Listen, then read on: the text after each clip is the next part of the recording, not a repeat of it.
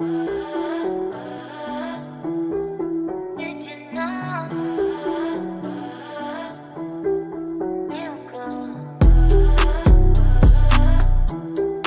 Did you know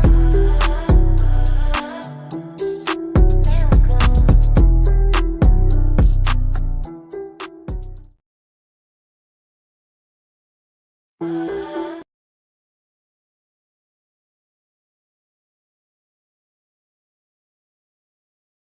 Hello, Facebook. Hello, YouTube. And where else are we? Several pages on Facebook. So, what up, though? It's Monday, you guys. And I am excited to be with you all for our book club. And I made sure I wore my book club jersey. I'm waiting to see it on Facebook. I don't see us connected on Facebook. Okay, hold on one second, y'all. Let me figure out why I don't see it on my screen because I want to be able to see you all chatting with me. All right. So as you're logging on, let me know what city, what state, and or what country you might be logging in from. We are logged in from Kennesaw, Georgia. And so give me a second, you all. I'm really I want to be connected. I wasn't connected last week and I felt like things were a little out of whack. So I think we're good now. All right. So let me know. I see you. I see you. I see you. Wait a minute. Did that say Clifton? Hold on. Is that who I think it was? Hold on. Let me say. Let me know where you're logging in from, what city, what state, and or what country you might be logging in from. Hey, Christina Ross. Good evening. You guys know, so maybe this is your first time. Maybe you're a reoccurring book club reader with us, and we are reading Think and Grow Rich by Napoleon Hill. Now, you're probably looking like, Nina, what book is that? Well, because I read it to you, I made sure I got the big print so that I could see while I was reading, right? That last birthday. So, like I said, I want you all to tag and share, and I know that you see it in the banner, to tag and share, let everybody know that book club is live. As we're waiting on you all to let us know what city, what state, and or what country you might be logging in from. Listen, tag somebody that you want to help them grow, right? And we know that I done did something, Lord. I done did something. Hold on, y'all. Let me figure out how to get back. I exited out. I'll figure it out. I got it. I think I got it. I think I'm good now. All right, y'all, this is a whole new little thing, technology set up for me. All right. So we're reading Think and Grow Rich, and we're smack dab in the middle of, I believe we're still in chapter 1. Yeah, we haven't gotten out of chapter 1 yet. I don't think. No, we're in chapter 2. Okay. And I'm excited because this book, I believe, is the right time for the right people. And leaders are readers. And also, you guys, we're never going to earn more than we can learn. So we want to make sure that we are, hold on. I want to make sure, I want to click on this so that I'm seeing it live, but then I got to shut the volume down, right, Paul? So once I click on this, I got to make sure the volume is down. All right, now how do Paul's going to make sure my volume's down for me. Okay, you guys. So okay. There we go. All right, awesome. I think this way now I can see it in real time as long as I click on it, right? Okay. So I see you, Christina. You tagged and you shared. And why the numbers are low? There are no, what number do you see on your end? Okay, see, okay, I normally can see it on here and I can't see it. Okay, so last week we ended with the poem. And it's funny because I actually have this poem printed out and sitting in my office. It says, I bargained with life for a penny and life would pay no more. However, I begged at evening when I counted my scanty store, for life is a just employer. Let me say it again. For life is a just employer. He gives you what you ask. But once you have set the wages, why? You must bear the task. I worked for a menial's hire, only to learn dismayed that any wage I had asked of life would have willingly paid. And so now we're going to talk about desire Outwitting Mother Nature. And so, for those of you that are joining us, listen, grab a notebook, grab a pen. You do not need the book, right? Book club is not intended for any of you to need to go and spend any money on anything. I'm simply going to read this to you, and we're going to take our time while we're reading it so that we understand the words. We're probably going to have to turn on some lights in here because as book club is going, it tends to get a little darker on the outside. So Paul's going to make sure we don't get too dark. Even though we've got the lights, Paul's working behind the scenes, y'all, to make sure that you can see that this is a quality broadcast and that we are learning and we are growing together. So I see Atlanta. I see Atlanta in the house. What happened? Right. The real lights will be here soon, right? So right now, we're doing what we got to do to make it happen. So desire outwits Mother Nature. I think it's important that we define, and I'm using the phone not because I'm on the phone, but because we're going to use this to define some words. Let's go ahead and define the definition of the word desire. Now, we have defined that word before, but I think it's important as we're growing together that we define it again, right? Desire is a strong feeling of wanting to have something or wishing for something to happen. It's a strong feeling of wanting something, wanting to have something, or wishing for something to happen. Strongly wishing for or wanting, right? Express a wish or a desire, a request or entreat. Desire, a strong feeling. So desire outwits Mother Nature. And I'm going to tell you something. Desire and work ethic will always outwork and out-earn even skill set. I want y'all to hear that. So, as a fitting climax to this chapter, I wish to introduce one of the most unusual persons I have ever known. I first saw him 24 years ago, a few minutes after he was born. He came into the world without any physical sign of ears, and the doctor admitted when pressed for an opinion that the child might be deaf and mute for life. I challenged the doctor's opinion. I had the right to do so. I was the child's father. I too reached a decision and rendered an opinion, but I expressed the opinion silently. In the secrecy of my own heart, I decided that my son would hear and speak. Nature could send me a child without ears, but nature could not induce me to accept the reality of the affliction. Now, y'all, we're literally one paragraph in today. And already there's like a boom, tada, towel, tada, ping, tada, towel, right? Because I think we need to take our time as we kind of dissect this one paragraph.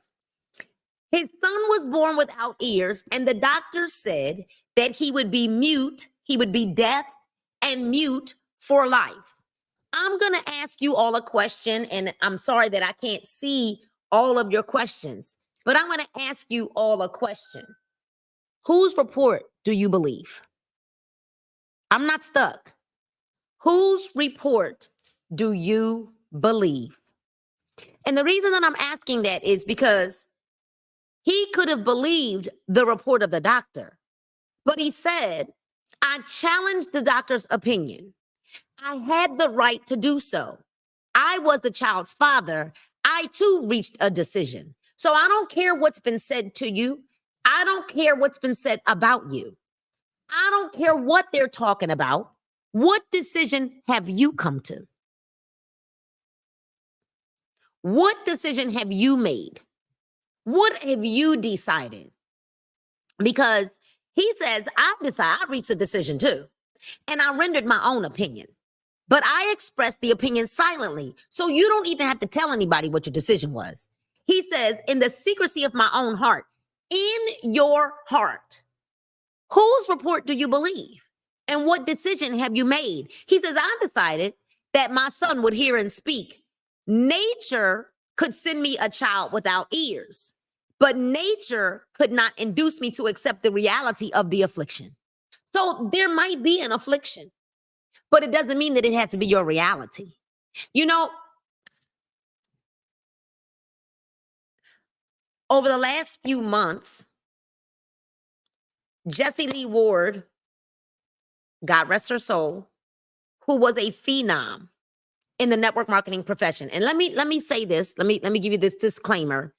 I am not here to sell you on any business philosophy that I'm in. I am a businesswoman though, and I will talk about business, but I don't want you to ever feel like you can't come here because this is for my team or for my existing business. It's not. This is for anybody that wants to grow. But there's a young lady named Jessie Lee Ward. And I want you all to know that I watched her live her life until the very last breath. I watched and the world watched Jessie Lee Ward not believe the report of the doctors. And despite the fact that she went on home to be with the Lord, that was his intended end for her life. But what I love about what I watched is that I watch people that are alive right now, live as though they're dead.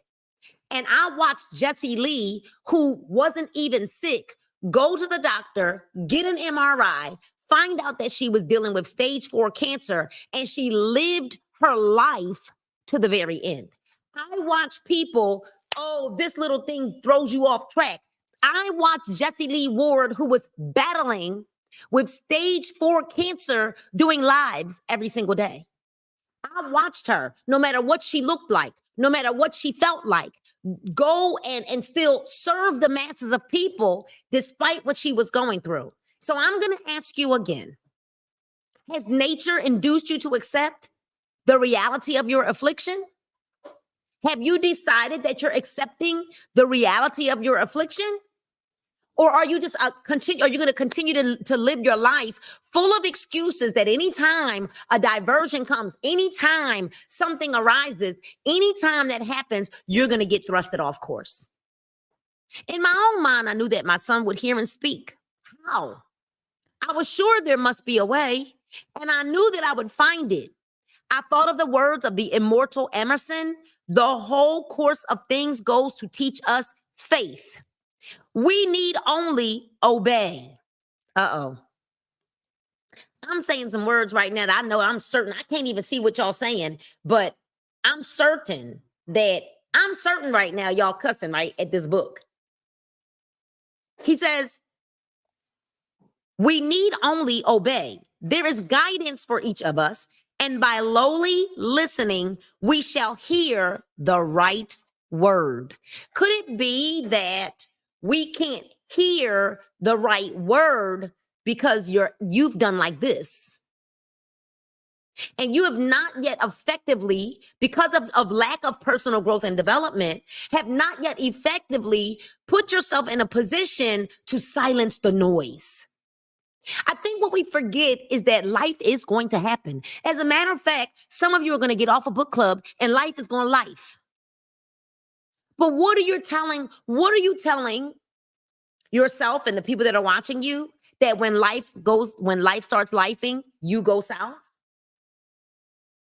Can you not ever just keep on the narrow path? See, because the path to the success or what it is that you desire is a very narrow path. The steps to the party, into the excuses, into the lingering, into the, that staircase is wide. But the pathway to success is a narrow one.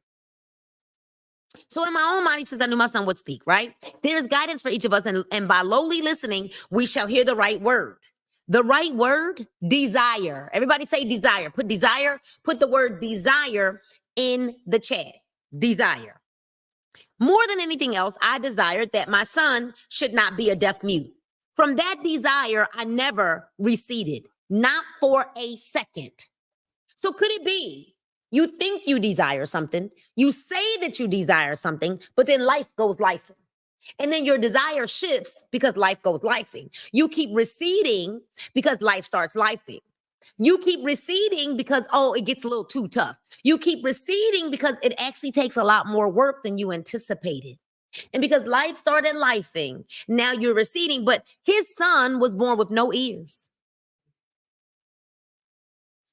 And he refused to accept the fact that his son would be a deaf mute.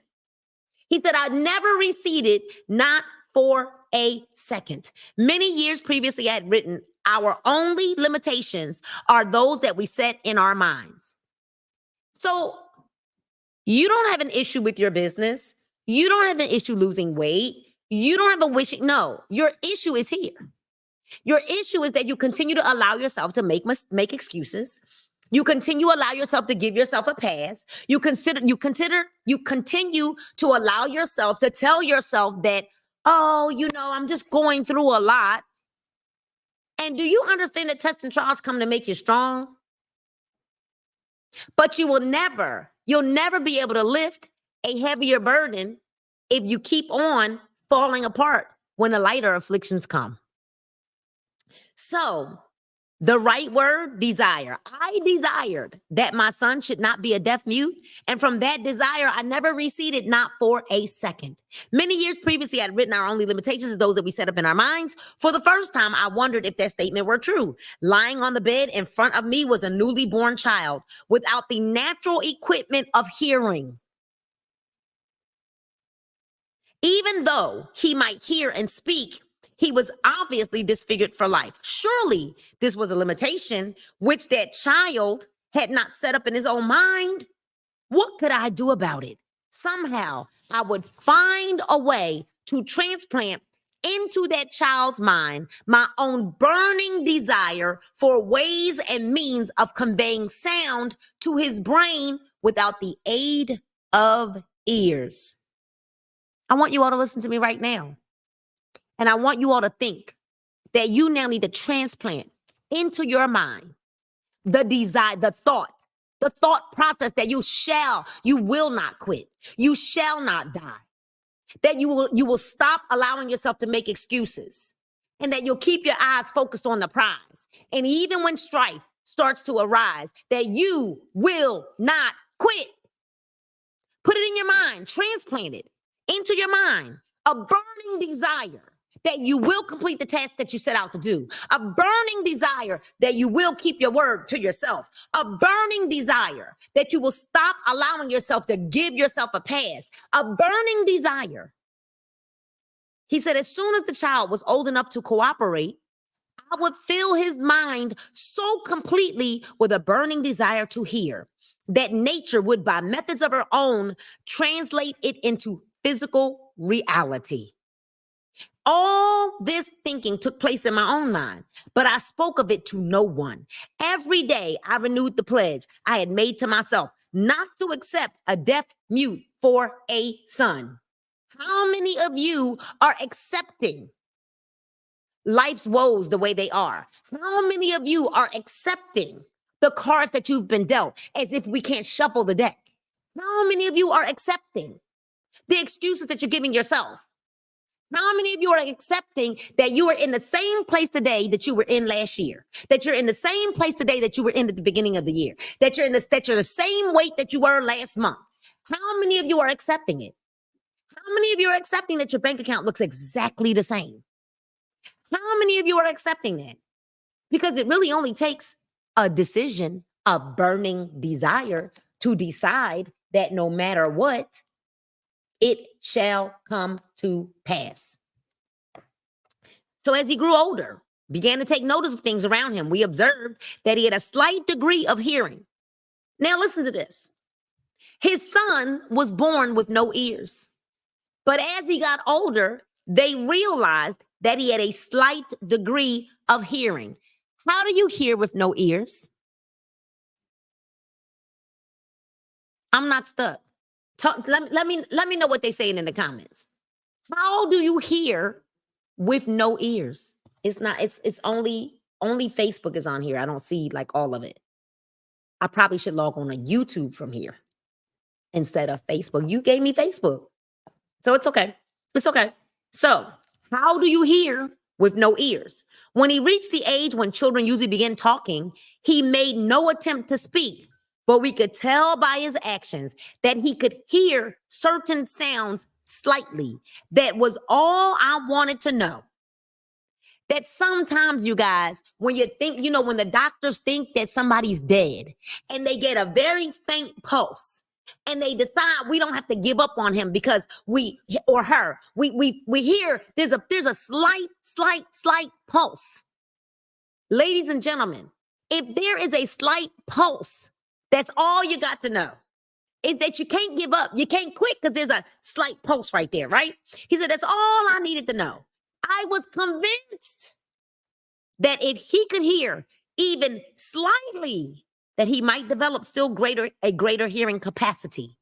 There's that word capacity again. Then something happened which gave me hope. It came from an entirely unexpected source. We bought a Victrola. When the child heard the music for the first time, he went into ecstasies and promptly appropriated the machine. He soon showed a preference for certain records. Among them, It's a Long Way to Tipperary.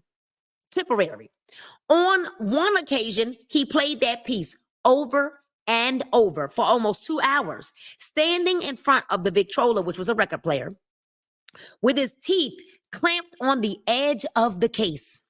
The significance of this self-formed habit, that's a big one right there. What is your self-formed habit? The significance of this self-formed habit of his did not become clear to us until years afterward, for we had never heard of the principle of bone conduction of sound at that time. Shortly after he appropriated the Victrola, I discovered that he could hear me quite clearly when I spoke with my lips touching his mastoid bone, or at the base of the brain. These discoveries placed in my possession the necessary media by which I began to translate into reality my burning desire to help my son develop hearing and speech.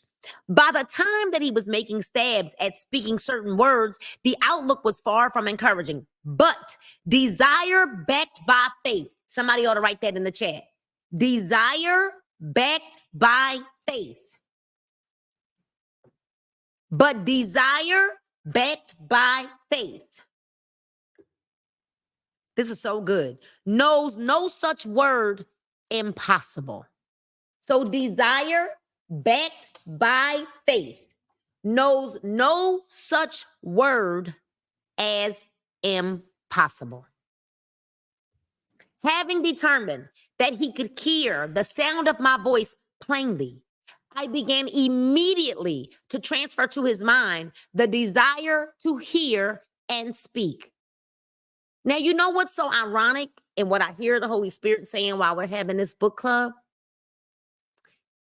Ironically, his son was born with no ears. And the doctor said that he would be deaf and mute all of his life. But his father had a burning desire that he would not receive that report. But how many of you have 2 ears and can't hear? Uh-oh. Ruh-roh. How many of you have 2 ears and can't hear? I'm gonna let that one kind of marinate like a good piece of beef, because how many people have 2 ears and can't hear?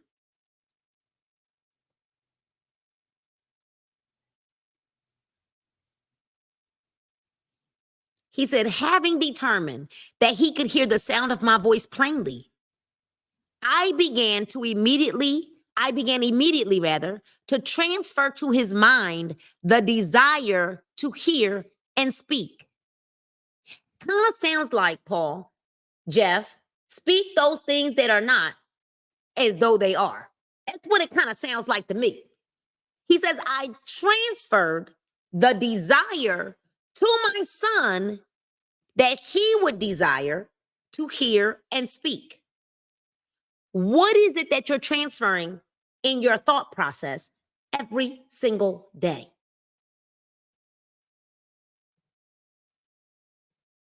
You know what? I knew this wasn't going to work. Well, I knew, you know what? And she didn't text me back. They didn't answer my call.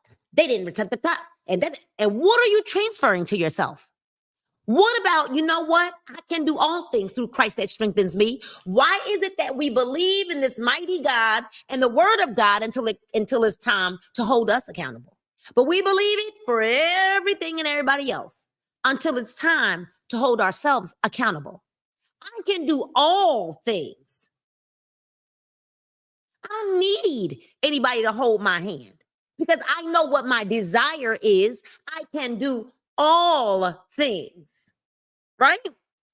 So I soon discovered that the child enjoyed bedtime stories. So I went to work creating stories designed to develop in him self reliance, imagination, and a keen desire to hear and to be normal.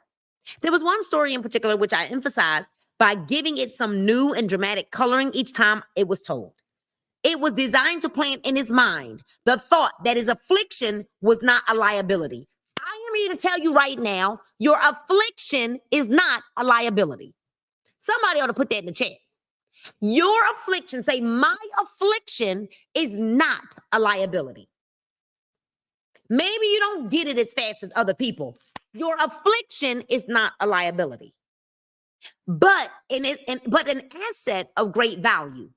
Home run. Despite the fact that all the philosophy that I had examined clearly indicated that every adversity brings with it the seed of an equivalent advantage. Let me say it again. We got a question? Beverly Jackson, what is that you're transferring in your thought process?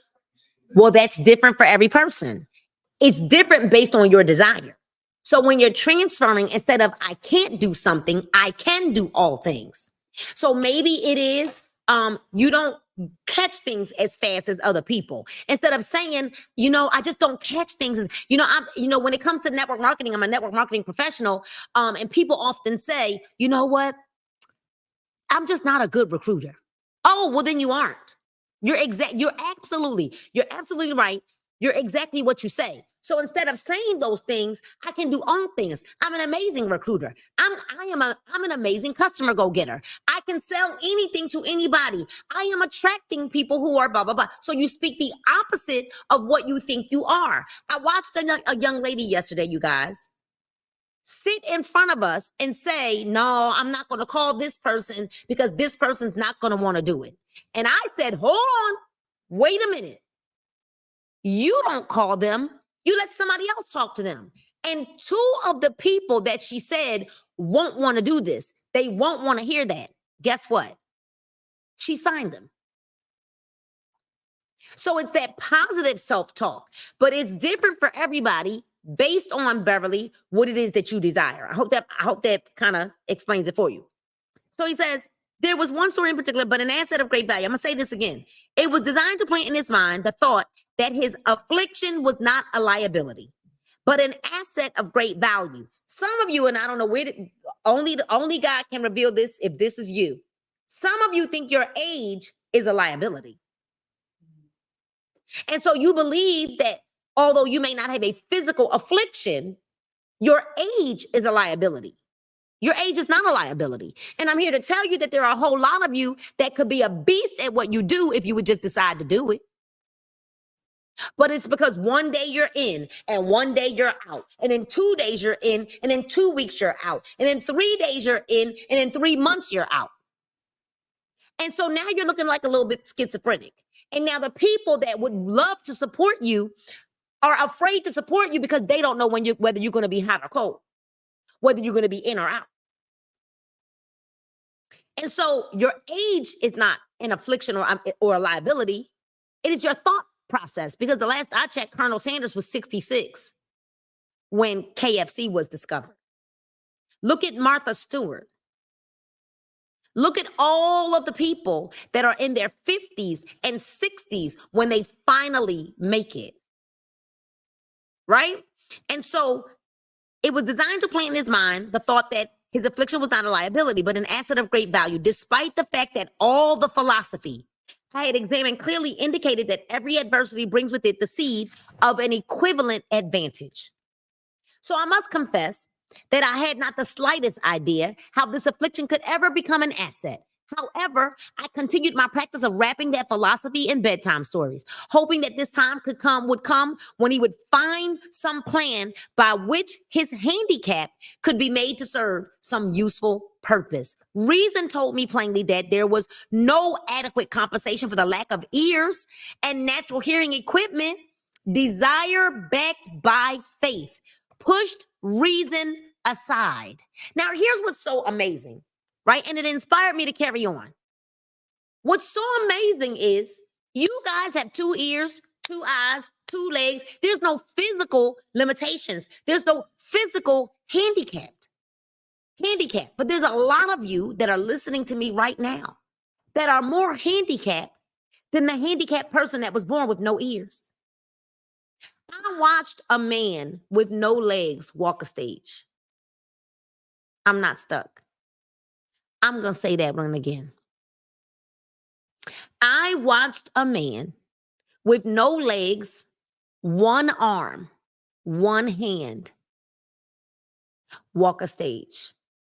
And if I could watch a man with no legs, 1 arm, and 1 hand walk a stage, why can't you be as great as you think or say you desire to be? No matter what the handicap, and for many of you, there is none. The handicap that you're dealing with is between your 2 ears. It is here. I watched a man with no legs, 1 arm, and 1 hand walk a stage. And after watching him walk a stage and deliver a speech, there is nothing that a person can't tell me. Because guess what? Life gone life for everyone. Do you not believe or agree that life is not lifing for him who has no legs, 1 arm, and 1 hand? Would you agree that life is probably lifing for him? How many of you have both of your legs, have both of your arms, have both of your ears, have both of your eyes, but you're acting more handicapped than the man that I watched, Nick is his name, walk a stage with no legs, 1 arm, and 1 hand? I just want to kind of let that one marinate. I don't care if the doctors told you that you had a learning disability. Did you actually believe that report? You know, the doctors told me that my daughter Majesty would never see clearly. She wouldn't hear clearly. She was born at 1 pound. She had to have a lot of oxygen, a blood transfusion when she was a baby. And I chose to not believe their report. What are you choosing to believe? What are you rehearsing? What are you telling yourself? Are you licking your wounds because life is lifing? I just lean in. I want you all to know this. Life is lifing for everybody. Every single person on the earth, life is lifing. Perhaps life is lifing for you because perhaps you're being tested to see, do you really want what you say you want? Because every single time you allow life to life and you keep showing those around you that you really don't want what you say you want, the potter got to smack the clay back down and start all over again. Huh? As I analyze the experience in retrospect, I can see now that my son's faith in me had much to do with the astounding results. He did not question anything I told him.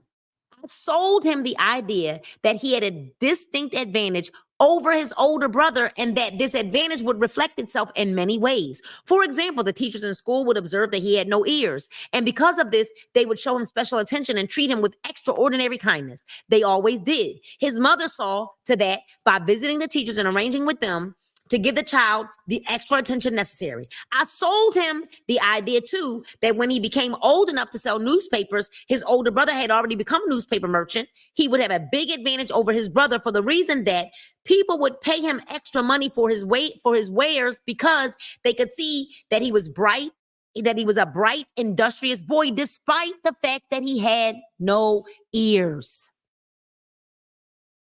What are you selling yourself on the idea of?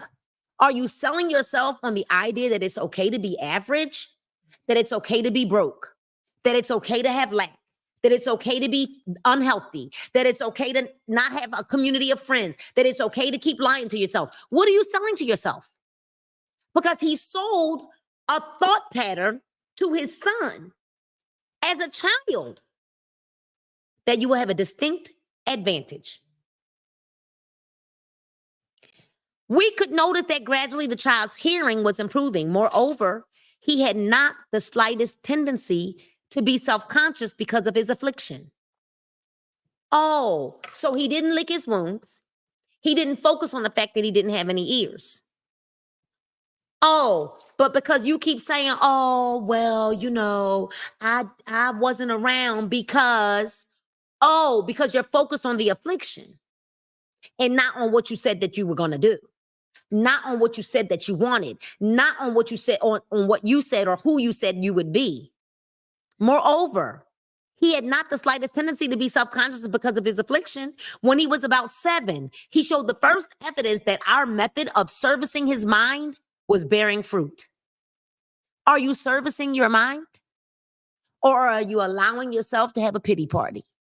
You're sitting up in your room. You done took your ball in. And you done stomped away, and now you're having a pity party. But are you sitting here with no ears to hear? He had no ears to hear.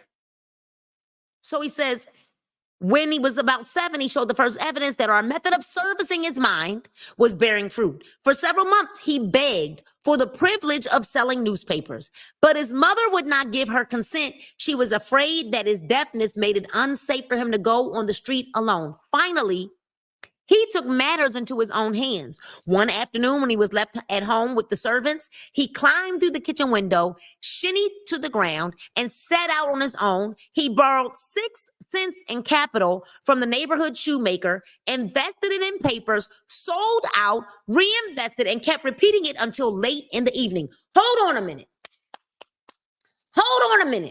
So wait a minute, Paul. He borrowed 6 cents to start his business. He didn't even have the money to start. So, I have a business plan and a business model that I tell people they can start for $25. And then they can take that, flip it, reinvest it. See, the problem, you know what the problem is? Too many of y'all waiting to eat your seed. You're waiting to eat the seed. You're greedy. And instead of this little boy snuck out the house, borrowed 6 cents from the neighborhood shoemaker, invested it, sold out, reinvested it, listen, and kept repeating that until late in the evening. After balancing his accounts and paying back the 6 cents that he had borrowed from his banker, he had a net profit of 42 cents. When he got home that night, we found him in bed asleep with the money tightly clenched in his hand. His mother opened his hand, removed the coins, and cried. Of all things, crying over her son's first victory seemed so inappropriate. My reaction was the reverse. I laughed heartily, for I knew that my endeavor to plant in a child's mind an attitude of faith in himself had been successful. So, have you been successful at planting into your mind faith? Or have you been successful at planting into your mind that you are a victim? That you are a failure, that you'll never have success, that you're lazy, that you're not competent, that no one will like you, that no one will follow you. What are you planting into your mind? You that have ears and eyes and feet and hands. His mother saw in his first business venture at the age of 7, y'all, that a little deaf boy who had gone out in the streets and risked his life to earn money. I saw a brave, ambitious, self-reliant little businessman whose stock in himself had been increased by 100%. See, I'm going to tell y'all something. I'm going to double down on Nina Moore. Some of y'all won't even bet the minimum on yourself. You know why? Because you know you're going to quit. You know you're going to lose. I'm going to put it all on me. I will bet it all. Anybody around me will bet it all on me. Because they know that I ain't going to sleep until I get it done.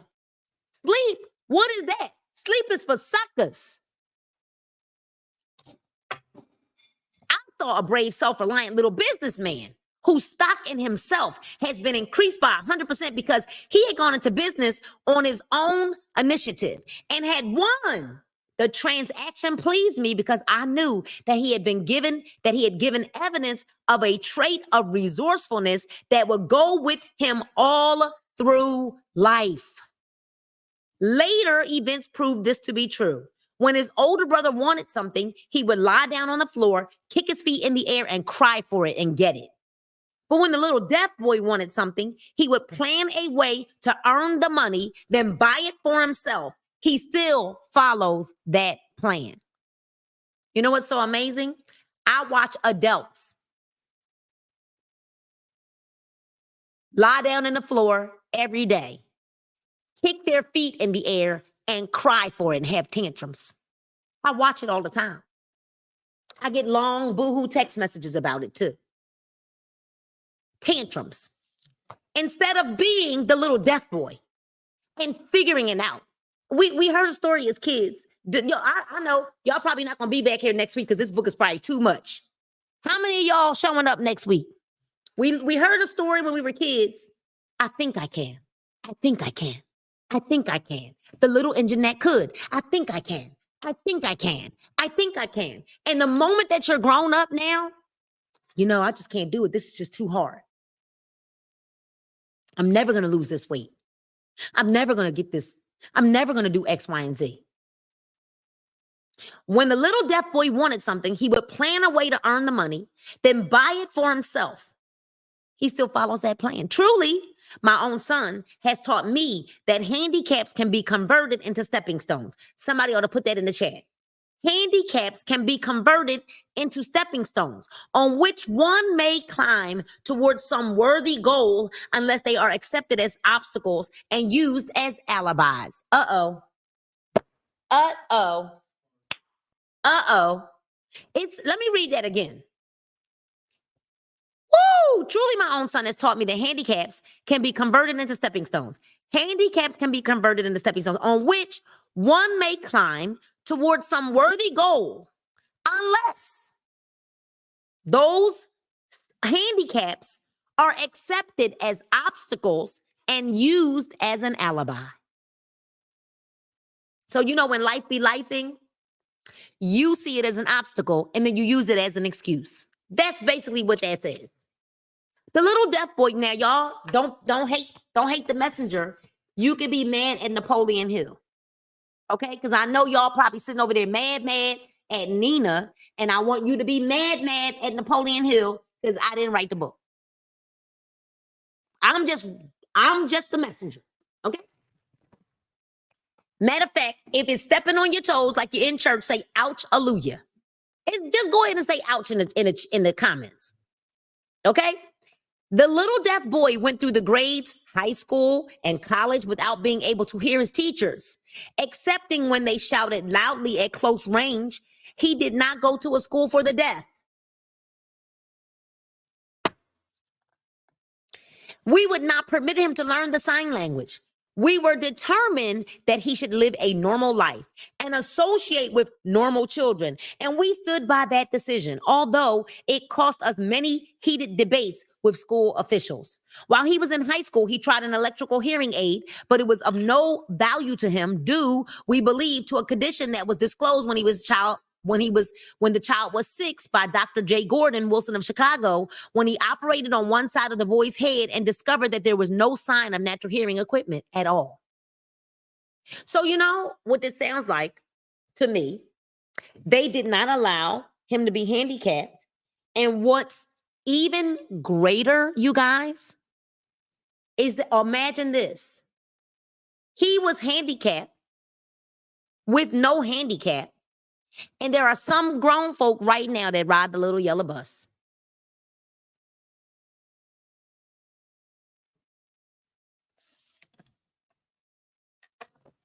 During his last week in college, with no ears, not just that he think we understand. He not only couldn't hear, he didn't even have any ears. He didn't have hearing equipment. During his last week in college, 18 years after the operation, something happened which marked the most important turning point in his life. Through what seemed to be mere chance, he came into possession of another electrical hearing device, which was sent to him on trial. He was slow about testing it due to his disappointment with a similar device. But finally, he picked the instrument up and more or less carelessly placed it on his head, hooked up the battery, and lo, as if by a stroke of magic, his lifelong desire for normal hearing became a reality. For the first time in his life, he heard practically as well as any person with normal hearing. God moves in mysterious ways, his wonders to perform. That's what the book says. Overjoyed because of the changed world which had been brought to him through his hearing device, he rushed to the telephone, called his mother, and heard her voice perfectly. The next day, he plainly heard the voices of his professors in class for the first time in his life. Previously, he could hear them only when they shouted at short range. He heard the radio, he heard the talking pictures, meaning the TV. For the first time in his life, he could converse freely with other people without the necessity of their having to speak loudly. Truly, he had come into possession of a changed world. We had refused to accept nature's error. And by persistent desire, we had induced nature to correct that error through the only practical means available. So I want you to, let's unwrap this. He never said that my son would not require any hearing apparatus. He never said that. He said he believed that his son should live a normal life, and he believed that his son would hear. See, here's the problem. You're so worried about the how that you don't just go operating like it's done. And now you want to be God and you want to make it happen the way you want it to happen, when we don't understand that we don't have to worry about the how, and we don't even have to worry about the when. 18 years later, he received a hearing apparatus that allowed him to be able to hear clearly and speak freely. 18 years later, because his father refused to believe that his son would not hear.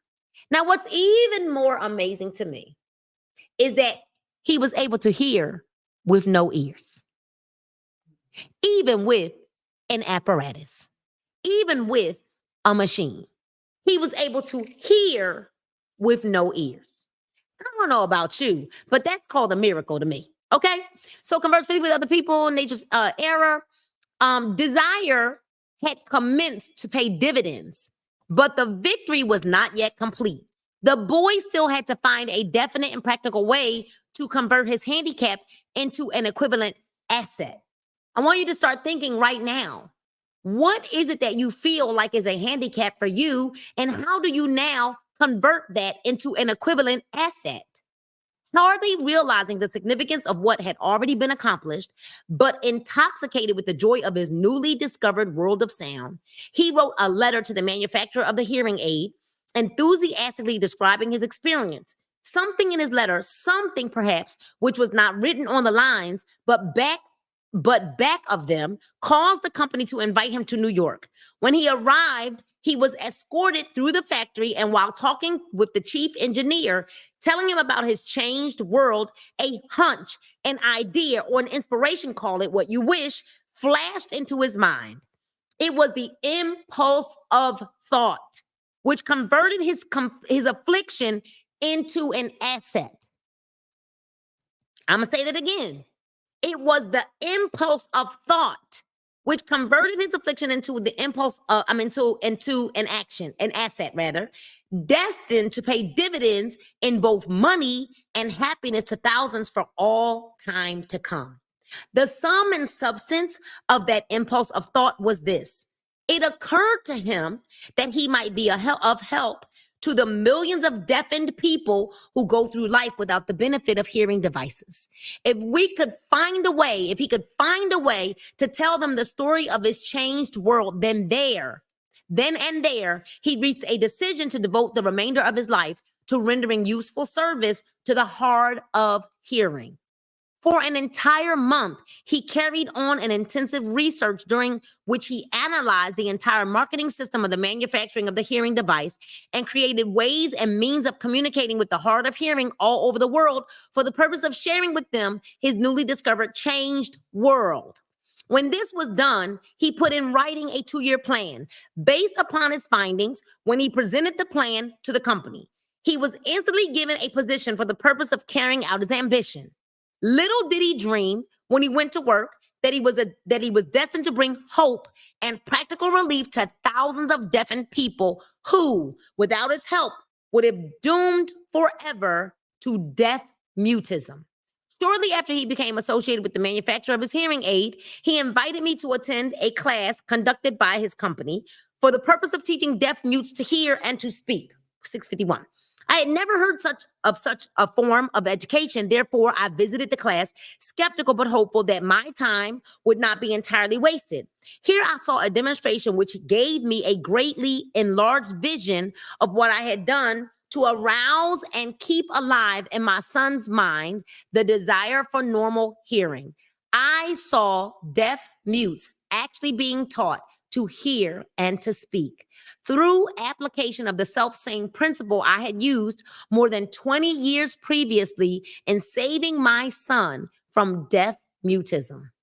Thus, through the strange turn of the will of fate, my son Blair and I have been destined to aid in correcting deaf mutism for those as yet unborn, because we are only living human beings as far as I know. We're the only living human beings as far as I know who have established definitely the fact that deaf mutism can be corrected to the extent of restoring to normal life those who suffer with this affliction. It had been done for one, and it will be done for others.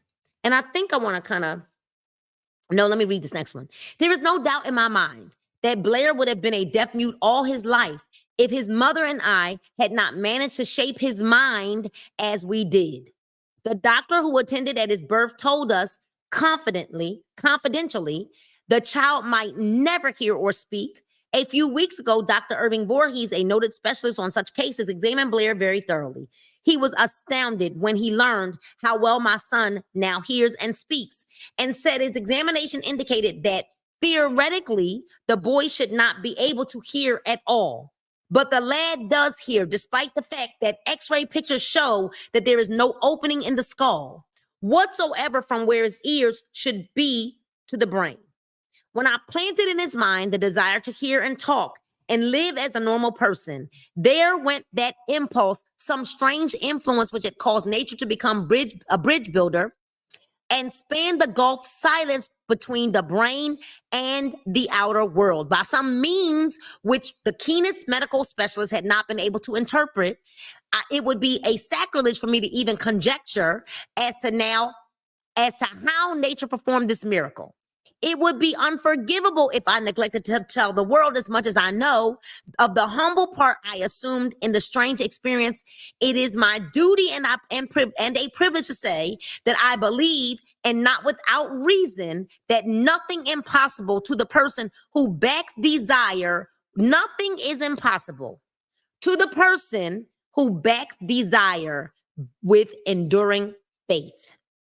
Nothing is impossible to the person or persons who back desire with enduring faith. Verily, a burning desire has devious ways of transmuting itself into its physical equivalent.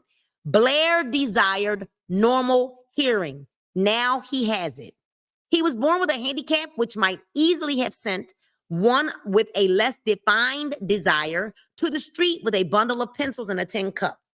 That handicap now promises to serve as the medium by which he will render useful service to many millions of hard of hearing, also to give him useful employment at adequate financial compensation the remainder of his life.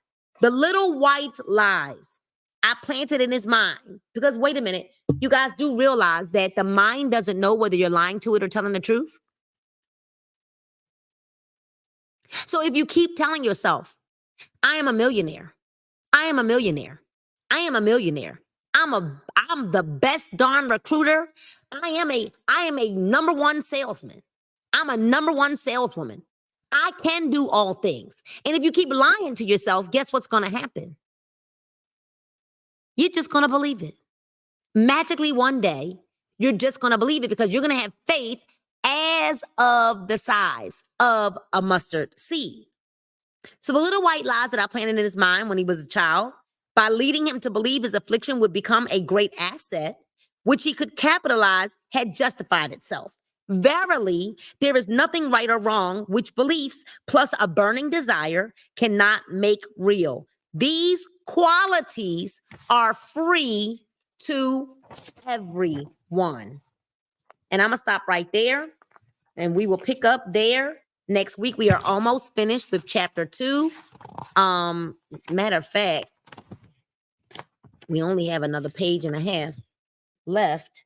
Yeah, we got 4 minutes left. We're going to stop right there. And then we'll go into chapter 3 later. You know, I want to highlight something. He says in the book, I planted in his mind him to believe that his affliction would become a great asset. And I want to say this to those of you who believe that you have some affliction. Of course, your affliction is not that you don't have ears to hear. You don't have legs to walk. You don't have hands to use. You don't have eyes to see. Those are not your afflictions. But whatever affliction you've given yourself, your limitation that you've given in your mind, okay, perhaps if you want to believe that that is an affliction, okay, no one's going to argue that point with you. But what we are going to argue is that even if you have an affliction, if you desire to still be great, use your affliction as an asset. So you think your age is an affliction? Use it as an asset to help other people your same age.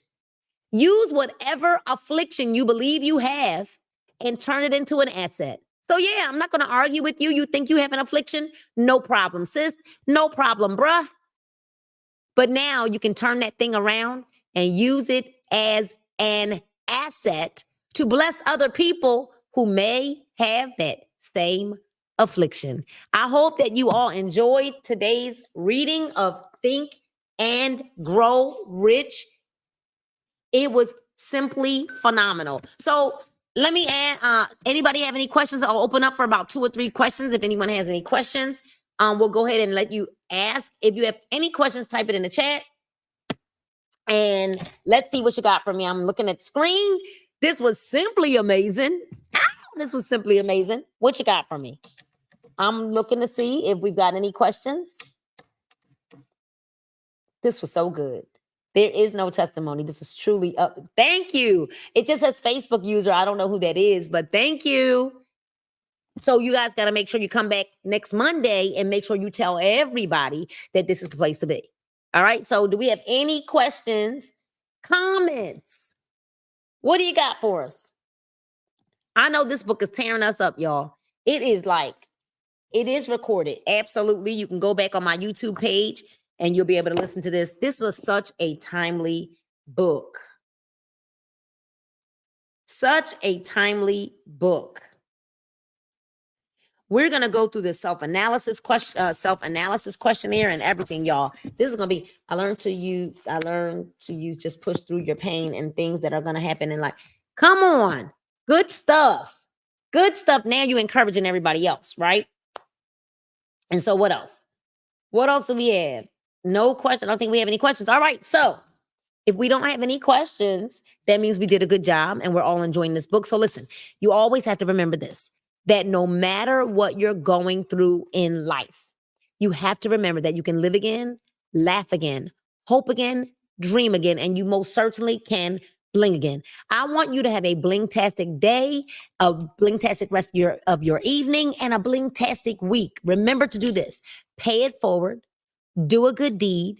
Be kind to one another. All right, you guys? And make sure that you set your alarm to be back here next Monday at 6 p.m. Eastern Standard Time. I want to make sure that you guys are Subscribe to my page, okay? Subscribe to Bling TV 3765. Subscribe and have all of your friends subscribe because sharing is caring, okay, you guys? So listen, don't forget, I'll see you guys next Monday. You don't even need the book. Invite a friend and let's grow together. Good night and God bless you all. I love you and there's nothing you can do about it. Boom.